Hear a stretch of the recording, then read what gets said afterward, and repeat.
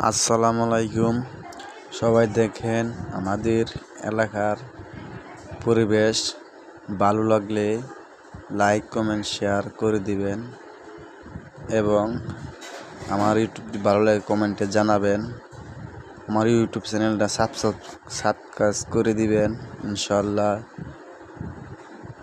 দেখেন জায়গাগুলো অনেক সুন্দর, পরিবেশ ভালো লাগলে লাইক কমেন্ট শেয়ার করে দিবেন ইনশাআল্লাহ। সবাইকে ধন্যবাদ।